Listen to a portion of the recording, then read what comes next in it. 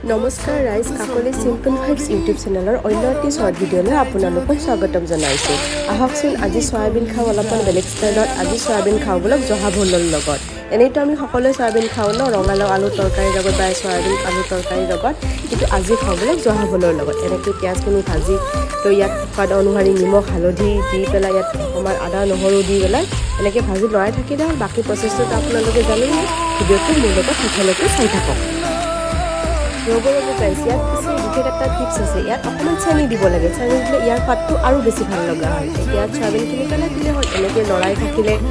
সয়াবিনৰ তৰকাৰীখন ৰেডি হওঁতে বেছি টাইম নালাগে আৰু অকণমান ইয়াত জিৰা গুড়ি দিলে হ'ল এনেকৈ জিৰা গুড়ি দি ভালকৈ লৰাই থাকিলে হ'ল কম সময়ৰ ভিতৰত আৰু অতি সহজ পদ্ধতিতে সয়াবিনৰ তৰকাৰী ৰেডি হৈ গ'ল